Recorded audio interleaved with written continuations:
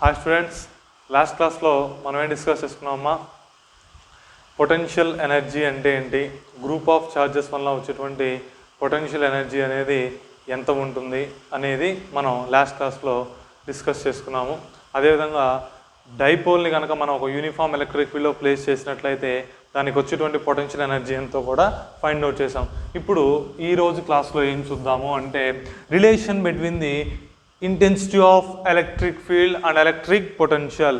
Electric ఫీల్డ్కి అదేవిధంగా electric పొటెన్షియల్కి రెండిటికి మధ్యలో ఉన్నటువంటి రిలేషన్ని మనం ఫైండ్ అవుట్ చేద్దాం. ఏ విధంగా కనుక్కోవచ్చు చూడండి. Intensity of electric field between relation between intensity of electric field and electric potential.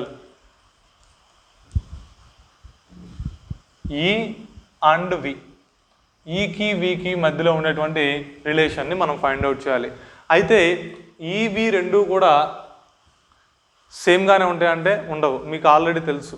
ఈ అంటే intensity of electric field formula ఏం రాసాం, ఫోర్స్ పర్ యూనిట్ ఛార్జ్ రాసాం. వి అంటేనేమో వర్క్ డన్ అని రాసాం. Amount of work done in bringing a unit positive charge from infinity to a point in the electric field is known as electric potential. ఇప్పుడు ఈ రెండింటికి మధ్యలో ఉన్నటువంటి రిలేషన్ని మనం ఫైండ్ అవుట్ చేయాల్సి ఉంటుంది. ఇక్కడ V అనేది ఏంటిది, ఎలక్ట్రిక్ పొటెన్షియల్. ఎలక్ట్రిక్ పొటెన్షియల్ వేయాలంటే మనం ఏం చేసాం, వర్క్ను కనుక్కున్నాం. మీకు ఆల్రెడీ గుర్తుండే ఉంటుంది. Electric potential due to a point charge తీసుకున్నప్పుడు మనం ఒక పాయింట్ ఛార్జ్ చుట్టూ నథింగ్ బట్ ఒక పాజిటివ్ ఛార్జ్ తీసుకున్నట్లయితే దీని చుట్టూ ఎలక్ట్రిక్ ఫీల్డ్ అనేది రేడియల్గా అవుట్వర్డ్స్ ఉంటుంది. ఇన్ఫినిటీ నుంచి ఒక పాయింట్ని మనం ఏ అనేటువంటి పాయింట్ దగ్గరికి తీసుకొచ్చేటప్పుడు, ఇన్ఫినిటీ దగ్గర నుంచి ఒక పాజిటివ్ ఛార్జ్ని ఏ అనేటువంటి పాయింట్ దగ్గరికి తీసుకొచ్చేటప్పుడు నథింగ్ బట్ ఆర్ డిస్టెన్స్లోకి తీసుకొచ్చేటప్పుడు వర్క్ ఫైండ్ అవుట్ చేసాం. అంటే potential due to a point charge చెప్పినప్పుడు చెప్పాం. అంటే ఇక్కడ వర్క్ డన్ అనేది కనుక్కోవాలి. ఏబికి మధ్యలో ఉన్నటువంటి దూరంని మనం dx అనుకున్నాం అనుకోండి. ఇప్పుడు ఇక్కడ జరిగేటువంటి work dw is equal to F bar dot dr bar లేకపోతే F bar dot dx bar అని రాసుంటాం అక్కడ.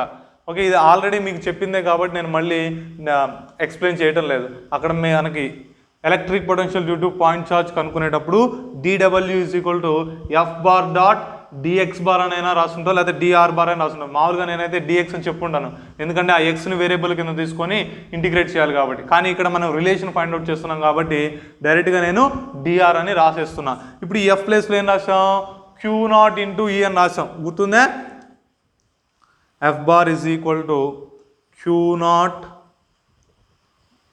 Into E bar dot dr bar అని రాసుకున్నాం.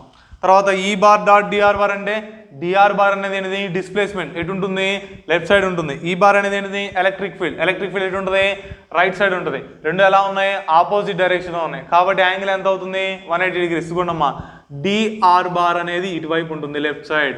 ఈ బార్ అనేది రైట్ సైడ్ ఉంటుంది. మధ్యలో ఉన్నటువంటి యాంగిల్ 180 డిగ్రీస్. ఇక్కడ ఇది ఎలా ఉంది చూడటానికి, ఏ బార్ డాట్ బి బార్ రూపంలో ఉంది. ఏ బార్ డాట్ బి బార్ రూపంలో ఉంది కాబట్టి ఏమని రాసుకోవచ్చు, ఏబి కాస్ థీటా అని రాసుకోవచ్చు. ఏబి కాస్ థీటా అంటే మనం ఇక్కడ ఏ ప్లేస్లో క్యాపిటల్ ఈ ఉంది, బి ప్లేస్లో డిఆర్ ఉంది కాబట్టి E into dr into cos theta రాయాలి. థీటా అంటే ఈకి డిఆర్కి మధ్యలో ఉన్నటువంటి యాంగిల్ ఎంత వచ్చింది, 180 డిగ్రీస్ వచ్చింది. కాబట్టి ఇక్కడ ఏం రాస్తాం, Q0 ఈ డిఆర్ కాస్ 180 డిగ్రీస్ అని రాసుకుంటాము. అయితే ఇక్కడ ఈ Q0 ని తీసుకురండి, అప్పుడు ఏమవుతుంది, dw by Q0 is equal to ఈ డిఆర్ కాస్ 180. కాస్ 180 ఎంత, -1. అప్పుడు ఏమవుతుంది, మైనస్ ఈ ఇంటూ డిఆర్ అవుతుంది. dw బై Q0 అంటే ఏంటి, న్యూమరేటర్లోనేమో వర్క్ ఉంది, డినామినేటర్లోనేమో ఛార్జ్ ఉంది. మనకి V is equal to w by Q అనేగా formula. Electric potential is equal to work done per unit charge w by Q. అంటే ఇక్కడ dw బై Q0 ఏమని రాసుకోవచ్చు మనం, dv అని రాసుకోవచ్చు. dv is equal to minus ఈ ఇంటూ dr అవుతుంది. అప్పుడు ఈ ఈజ్ ఈక్వల్ ఏం రాయొచ్చు, మైనస్ dv బై dr. ఇది relation between the intensity of electric field and electric potential.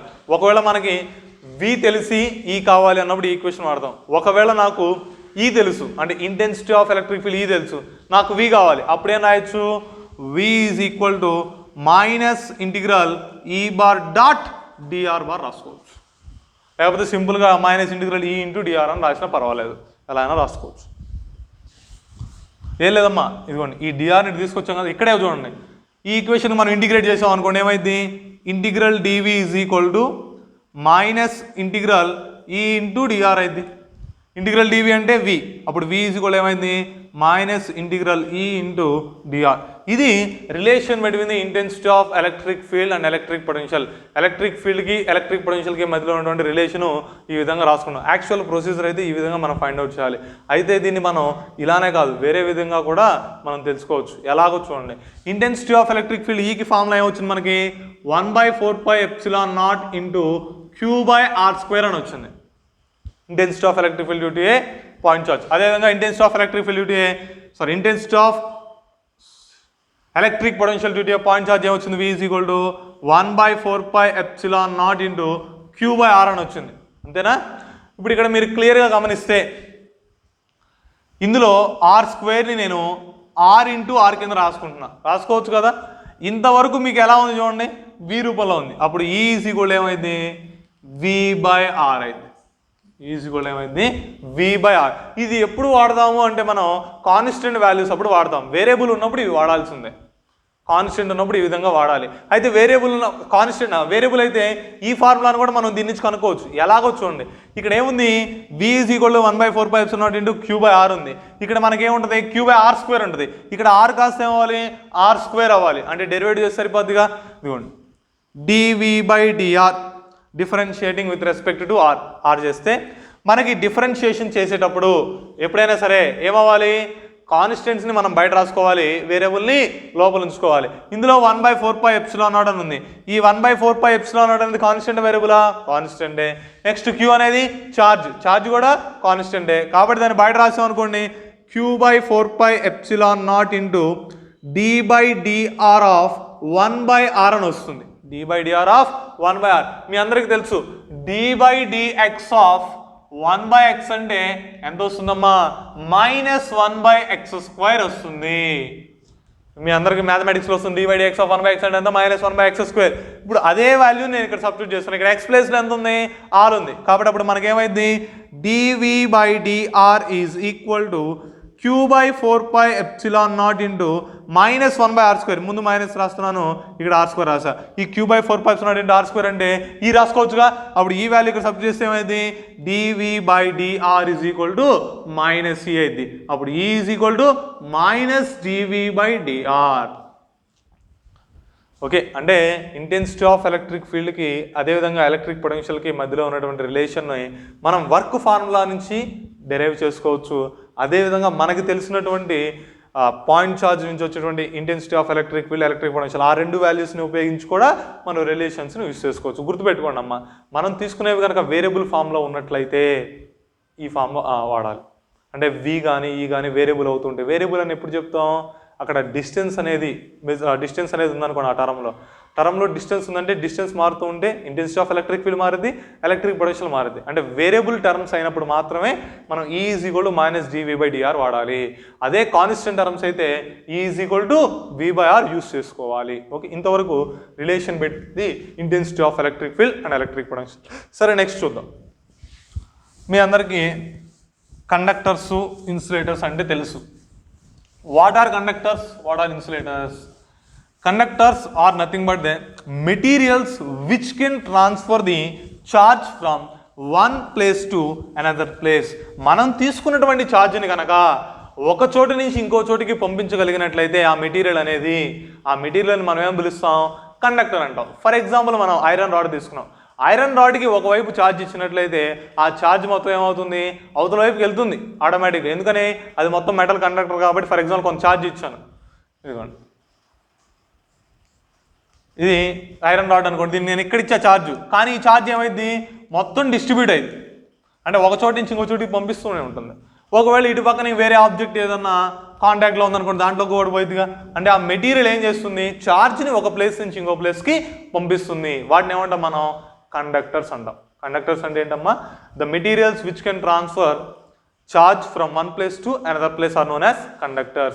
Conductors ki best example main ఏంటిది, silver. Silver is a good conductor. మనకి current అనేది కాపరు, ఐరన్, జింక్లో కంటే సిల్వర్లో చాలా ఎక్కువగా వెళ్తుంది. అదేవిధంగా గోల్డ్లో కూడా కరెంట్ అనేది ఎక్కువగా పాస్ అవుతుంది. ఇది కండక్టర్స్. అయితే ఈ కండక్టర్స్లో ఏముంటాయి? ఫ్రీ ఎలక్ట్రాన్స్ అనేవి ఉంటాయి. ఫ్రీ ఎలక్ట్రాన్స్ అంటే మీ అందరికీ తెలుసు, మనకి అటామిక్ స్ట్రక్చర్లో ఉంటుంది. న్యూక్లియస్లో ఏముంటాయి? ప్రోటాన్స్, న్యూట్రాన్స్ ఉంటాయి. చుట్టూ ఎలక్ట్రాన్స్ ఏమవుతుంటాయి? రొటేట్ అవుతుంటాయి. అంటే వ్యాలెన్సీ ఎలక్ట్రాన్, చివరి ఆర్బిట్లో ఉన్నటువంటి ఎలక్ట్రాన్స్ మీద న్యూక్లియస్ యొక్క ఫోర్స్ అనేది ఏ విధంగా ఉంటుంది? తక్కువగా ఉంటుంది. ఆ తక్కువగా ఉండటం వల్ల ఆ ఎలక్ట్రాన్స్ మొత్తం కూడా ఏమైతే ఆ యాటమ్ నుంచి బయటకు వస్తాయి. అంటే యాటమ్ నుంచి బయటకు వస్తాయి అంటే ఆ సర్ఫేస్ మీదకి వస్తాయి, కానీ సర్ఫేస్ నుంచి బయటకు అయితే వెళ్ళిపోవు. ఎందుకనంటే ఇలా ఉందనుకోండి, ఇది వ్యాలెన్స్ ఎలక్ట్రాన్. ఈ ఎలక్ట్రాన్ బయటికి పోయింది, ఆటోమేటిక్గా ఈ యాటమ్కి ఏ ఛార్జ్ వచ్చింది? పాజిటివ్ ఛార్జ్ వచ్చిందిగా. పాజిటివ్ ఛార్జ్ వస్తే ఈ బయటకు వచ్చిన ఎలక్ట్రాన్ మళ్ళీ ఏం చేస్తుంది? ఇది అట్రాక్ట్ చేస్తుంది. అంటే ఇది ఆర్బిట్లో నుంచి కొంచెం బయటకు వచ్చినా మళ్ళీ దూరంగా వెళ్ళిపోలేదు. ఎందుకని దీనికి ఆటోమేటిక్గా పాజిటివ్ ఛార్జ్ వచ్చింది, అది ఆటోమేటిక్గా ఏం చేస్తుందని అట్రాక్ట్ చేస్తుంది. అర్థమవుతుందిగా చెప్పేది? ఇనీషియల్లో ఈ యాటమ్కి పాజిటివ్ ఛార్జ్ ఉండదు, నెగిటివ్ ఛార్జ్ ఉండదు. ఎందుకని ఎన్ని నెంబర్ ఆఫ్ ప్రోటాన్స్ అయితే ఉన్నాయో అన్ని నెంబర్ ఆఫ్ ఎలక్ట్రాన్స్ ఉంటాయి కాబట్టి అది ఆటోమేటిక్గా అక్కడ ఎటువంటి ఎక్సెస్ ఫోర్స్ కానీ ఎక్సెస్ ఛార్జ్ లేదు కాబట్టి ఫోర్స్ అనేది ఏమి డెవలప్ అవ్వదు.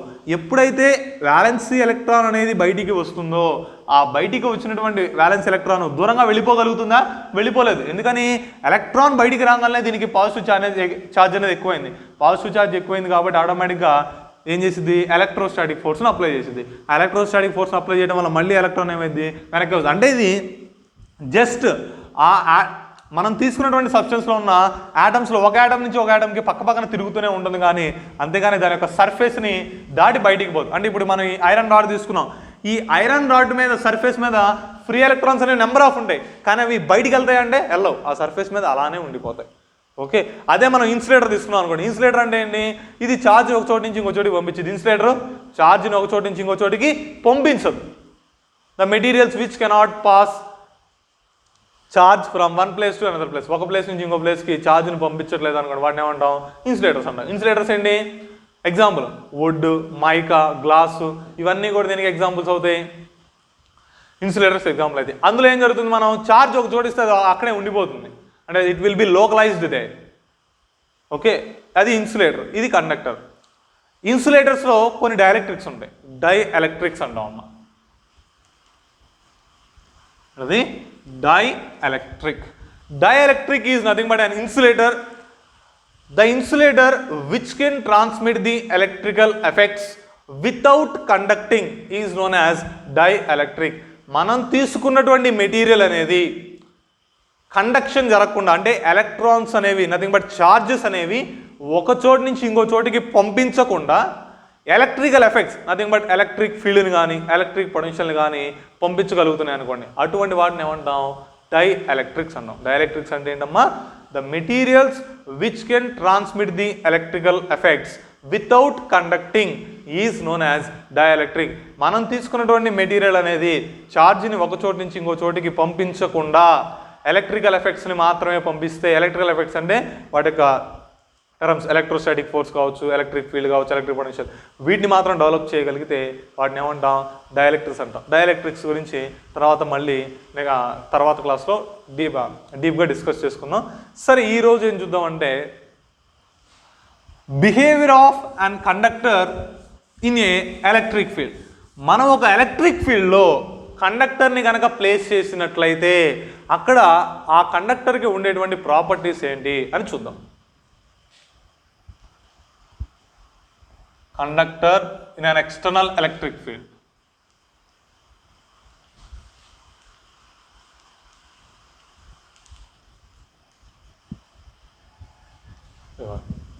ఫర్ ఎగ్జాంపుల్ ఇదిగోండి, ఇది ఎలక్ట్రిక్ ఫీల్డ్. ఈ బార్ పైనుంచి కింద అంటే ఈ రీజియన్ మొత్తం కూడా ఇంటెన్సిటీ ఆఫ్ ఎలక్ట్రిక్ ఫీల్డ్ అనేది ఉంది. అయితే మనకి క్లమ్జీగా ఉండకుండా ఉండడం కోసం పైన కింద మాత్రమే గీస్తున్నాం.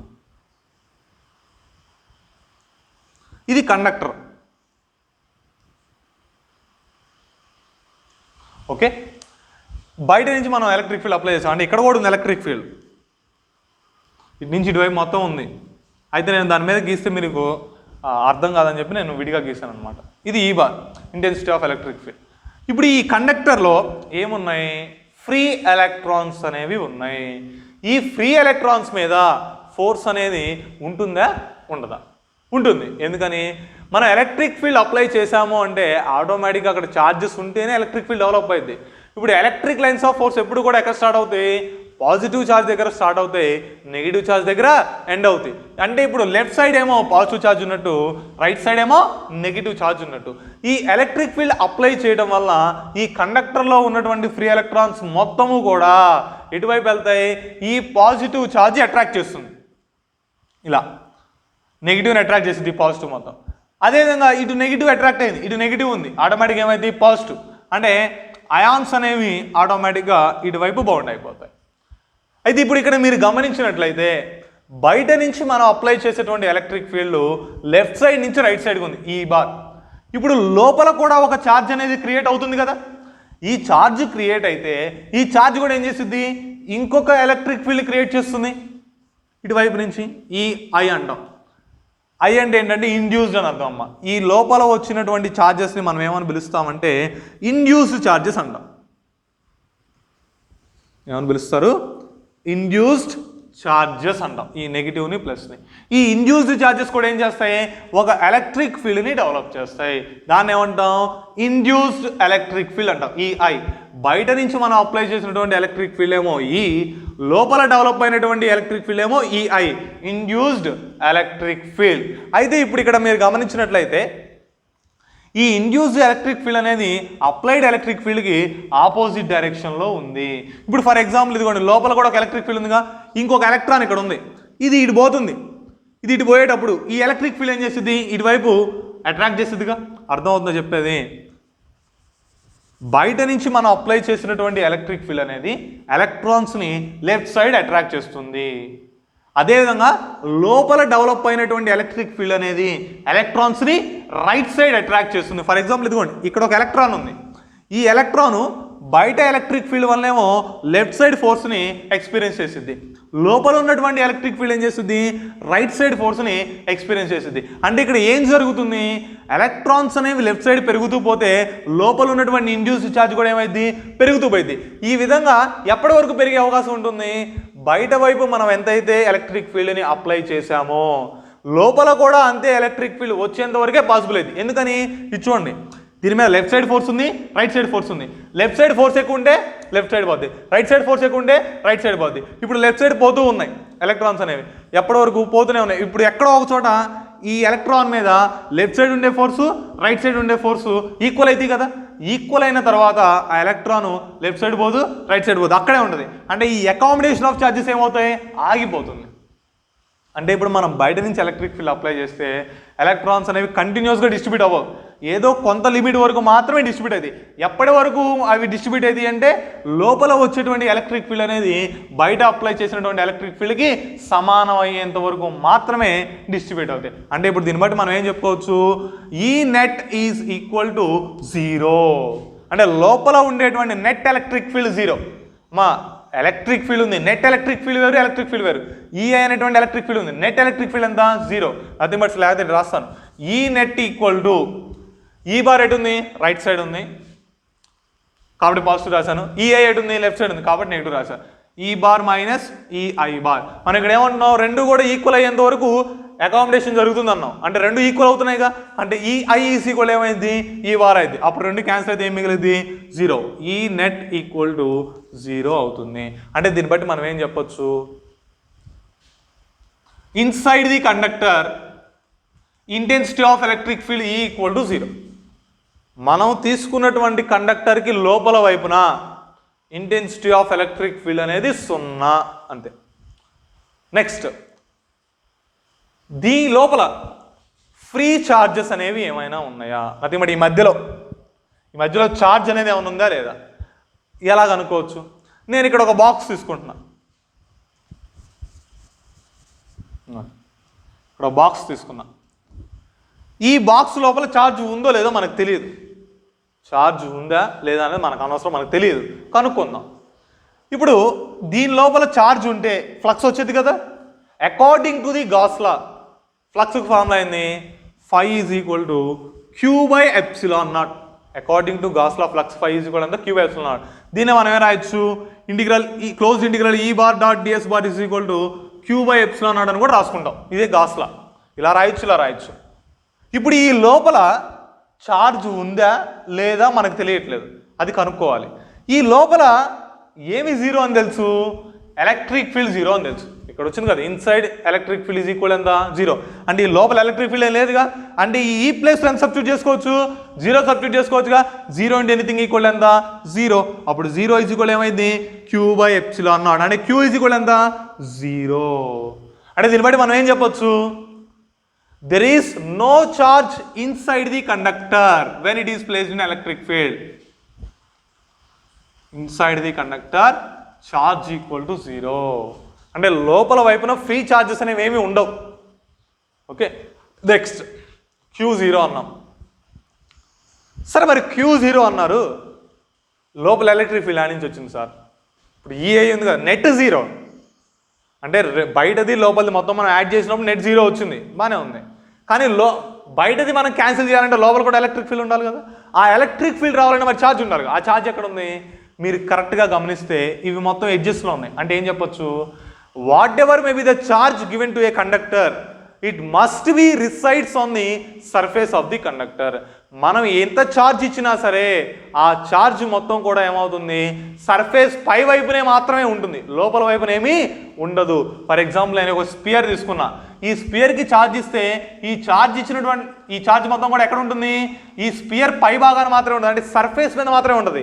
ఫర్ ఎగ్జాంపుల్ ఈ డస్ట్ ఉందని ఇదే కండక్టర్ అనుకోండి, నేను ఛార్జ్ ఇచ్చా, ఇది పైనే ఉంటుంది, ఈ లోపల వైపున ఏమైనా ఉంటుంది అంటే ఏమీ ఉండదు, కంప్లీట్గా ఏమవుతుంది, సర్ఫేస్ మీద మాత్రమే ఉంటుంది. అంటే నేను రాసుకోవచ్చు, charge resides on the surface, surface మీద మాత్రమే చార్జ్ అనేది ఉంటుంది. ఓకే, నెక్స్ట్ ఇంకోటి ఏం చెప్పుకోవచ్చు అంటే ఎలక్ట్రిక్ ఫీల్డ్స్ ఉన్నా అంటే పొటెన్షియల్ ఏమైంది, ఇందాక చెప్పే relation E is equal to minus dV by dr అని చెప్పుకున్నాం. E ఈజ్ ఈక్వల్ ఎంతమ్మా, మైనస్ డివి బై డిఆర్ అన్నాం. ఈ సున్నా అంటే దీన్ని బట్టి ఏం రాసుకోవచ్చు, zero is equal to minus dV by dr. Zero is equal ఎంత, మైనస్ డివి బై డిఆర్.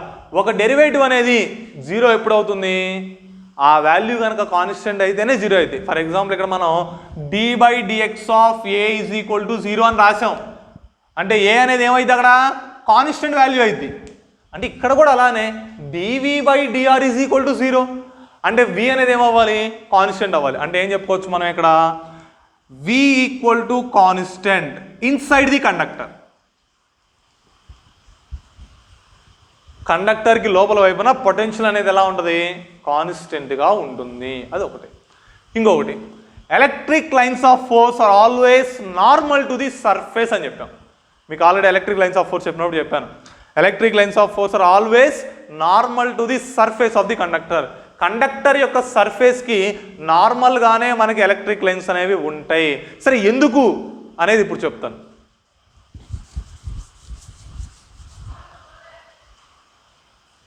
ఇదిగోండి, ఇది ఒక స్పియర్ అంటే ఒక మెటల్ అనుకోండి, ఇర్రెగ్యులర్ షేప్ ఎలా ఉన్నా పర్వాలేదు. ఈ మొత్తానికి ఛార్జ్ ఉంది. మనం ఛార్జ్ ఇచ్చిన తర్వాత ఈ ఛార్జెస్ అనేవి కంటిన్యూస్గా మూవ్ అవుతూనే ఉంటాయా, అవి అక్కడ అలాగే రెస్ట్ పొజిషన్లో ఉంటాయా, అలానే ఉండిపోతాయి. ఎందుకని, ఈ రెండింటికి మధ్యలో రిపల్షన్ ఉంది, ఈ రెండింటికి మధ్యలో రిపల్షన్, ఇది ఇట్నెట్టిది అది ఎట్నెట్టిది. అంటే వాటి యొక్క పొటెన్షియల్ సేమ్ అయ్యేవరకు ఏం చేస్తుంది, మొత్తం యూనిఫామ్గా డిస్ట్రిబ్యూట్ అయిపోతాయి. వన్స్ డిస్ట్రిబ్యూట్ అయిపోయిన తర్వాత అవి లెఫ్ట్ సైడ్ కానీ రైట్ సైడ్ కానీ కదలవు. ఫర్ ఎగ్జాంపుల్ ఎలక్ట్రిక్ ఫీల్డ్ ఈ డైరెక్షన్లో ఉంది, యాక్చువల్గా నార్మల్ ఇది normal, intensity of electric field ఇటు ఉంది అని అనుకుంటున్నాను నేను. అప్పుడు ఈ రెండింటి మధ్య యాంగిల్ ఎంత అయింది, తీటా అవుతుంది. ఓకే, ఈ వాల్యూని నేను రెండుగా డివైడ్ చేస్తున్నాను. ఈ కాస్ తీటానేమో ఇటువైపు ఉంది, ఈ సైన్ తీటానేమో నార్మల్ సైడ్ ఉంది. ఇప్పుడు ఈ కాస్ తీటా అనేది నాట్ ఈక్వల్ టు జీరో అయితే, ఏంటిది, ఈ కాస్ తీటా అనేది నాట్ ఈక్వల్ టు జీరో అయితే ఛార్జ్ మీద ఫోర్స్ ఉంటుంది. ఉంటుందా ఉండదా, మనకి ఫోర్స్ ఎఫ్ ఈక్వల్ ఫార్ములా ఏంటి, Q by E, sorry E by Q. E is equal formula ఏందమ్మా, F by Q. F is equal to Q into E. మనకి E not equal to zero అయితే F కూడా ఏమైంది, not equal to zero. Force not equal to zero అంటే acceleration not equal to 0. Acceleration not equal to 0 అంటే అర్థం ఏంటి? Object అనేది మోషన్లో ఉంది. ఇప్పుడు ఇక్కడ కూడా అలానే మనకి ఈ కాస్ థీటా కనుక ఉన్నట్లయితే ఆ సర్ఫేస్కి హారిజంటల్ ప్యారలల్ డైరెక్షన్లో ఫోర్స్ అనేది ఉంటుంది. ఫోర్స్ ఉంటే ఆటోమేటిక్గా ఆ ఛార్జ్ ఏమవ్వాలి? మూవ్ అవ్వాలి. కానీ ఇక్కడ మూవ్ అవుతున్నాయా ఛార్జెస్? మూవ్ అవ్వట్లేదు. ఛార్జ్ మూవ్ అవ్వట్లేదు అంటే అర్థం ఏంటి? దాని మీద నెట్ ఫోర్స్ 0 అని. Net force 0, automatic electric field కూడా ఏమైంది? 0 అయింది. అంటే మనం తీసుకున్నటువంటి సర్ఫేస్కి ప్యారలల్ డైరెక్షన్లో ఎటువంటి ఇంటెన్సిటీ ఆఫ్ ఎలక్ట్రిక్ ఫీల్డ్ ఉండదు. కేవలం మొత్తం ఎటు ఉంటుంది? నార్మల్ డైరెక్షన్లోనే ఉంటుంది. అదే నేను చెప్తున్నా ఇక్కడ. Is perpendicular to surface. సర్ఫేస్కి ఎప్పుడు కూడా ఏ విధంగా ఉంటుంది? పర్పెండిక్యులర్గానే ఉంటుంది. ఒకటి. ఇంకోటి ఏంటంటే ఛార్జ్ డెన్సిటీ సిగ్మా. సిగ్మా అనేది మొత్తం మనం తీసుకున్న కండక్టర్ మీద మొత్తం ఒకేలా ఉంటుందా? వేరువేరు చోట్ల వేరువేరుగా ఉండే అవకాశం ఏమన్నా ఉందా? ఒకేలా ఉండొచ్చు, వేరువేరుగా కూడా ఉండొచ్చు. ఫర్ ఎగ్జాంపుల్ ఇక్కడ తీసుకున్నట్లయితే మనం మొత్తం పాజిటివ్ ఛార్జ్ ఇచ్చాం కాబట్టి ఈ స్పియర్ మనం తీసుకున్న ఈ ఆబ్జెక్ట్కి ఇక్కడ సిగ్మా పాజిటివే, ఇక్కడ సిగ్మా పాజిటివే, ఇక్కడ సిగ్మా పాజిటివే. కానీ ఇక్కడ చూడండి, ఇక్కడ నెగిటివ్ ఛార్జ్ ఉంది, ఇక్కడ పాజిటివ్ ఛార్జ్ ఉంది. అప్పుడు ఇక్కడ సిగ్మా ఏమైంది? నెగిటివ్ అయింది. ఇక్కడ సిగ్మా ఏమైంది? పాజిటివ్ అయింది. అంటే అన్ని చోట్ల సర్ఫేస్ ఛార్జ్ డెన్సిటీ అనేది యూనిఫామ్గా ఉందా? లేదు. అంటే సర్ఫేస్ ఛార్జ్ డెన్సిటీ అనేది మనం తీసుకున్నటువంటి ఆబ్జెక్ట్కి ఆ ఆబ్జెక్ట్ మొత్తం మీద కూడా అన్ని చోట్ల ఒకేలా ఉండాలని రూల్ ఏమీ లేదు. ఒక్కో చోట ఒకేలా ఉండొచ్చు. అంటే ఏం రాస్తాం? సిగ్మా ఈజ్ డిఫరెంట్, లేకపోతే నాన్ యూనిఫామ్ రాసుకోండి. On uniform. ఇది ఇంతవరకు conductor in an external electric field. మనం ఒక ఎక్స్టర్నల్ ఎలక్ట్రిక్ ఫీల్డ్లో కండక్టర్ని ప్లేస్ చేసినట్లయితే వాటికి ఉండేటువంటి టర్మ్స్ ఇవి గుర్తుపెట్టుకోండి. ఏమేంటి? Inside the conductor intensity of electric field E equal to 0. At the same time inside the conductor free charge is equal to 0 and charge resides only on the outer surface and electric potential will be constant inside the conductor. E is perpendicular to the surface. That means intensity of electric field is always normal to the surface and surface charge density is different at different positions of the surface of a conductor. మనం తీసుకున్నటువంటి conductor మీద వేరు చోట్ల surface charge density అనేది వేరుగా ఉంటుంది. Okay, ఇంతవరకు మనకి behaviour of A conductor placed in N external electric field ఇంతవరకు. సరే, ఇక మనకి నెక్స్ట్ మిగిలిన టాపిక్ ఏంటంటే కెపాసిటర్ గురించి చెప్పుకోవాలి. కెపాసిటెన్స్ అంటే ఏంటి, కెపాసిటర్ అంటే ఏంటి, వాటి గురించి మనం డిస్కస్ చేయాలి. అది మనం నెక్స్ట్ క్లాస్లో డిస్కస్ చేసుకుందాం. Thank you.